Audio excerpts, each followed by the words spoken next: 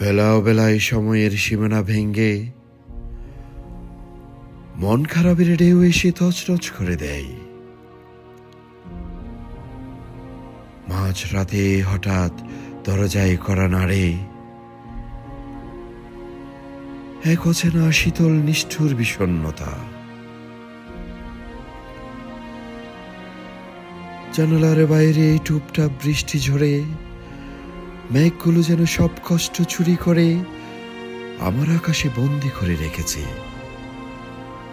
প্রতিটি ফোঁটা আমার অন্তরের দগদগে ক্ষতের রক্তের মতো, যা কেউ দেখে না।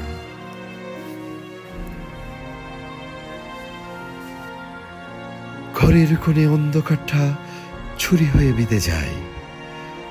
মনে হয় হাজার মানুষের হাসির ভিড়েও আমি যেন এক অভিশপ্ত দ্বীপ, যেখানে কেবল ঢেউয়ের আর্তনাদ আর নিজের ভাঙ্গা হৃদয়ের শব্দ শোনা যায়।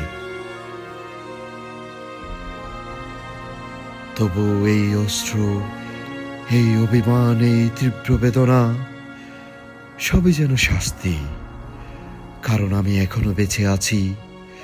যন্ত্রণাকে প্রতিদিন নতুন করে বরণ করেছি, ভালোবাসতেছি ও শূন্যতায় ডুবে যায়। যদিও জানি কেউ আমার জন্য ছাতা নয়, এক ফোঁটা সহানুভূতিও নিয়ে আসবে না।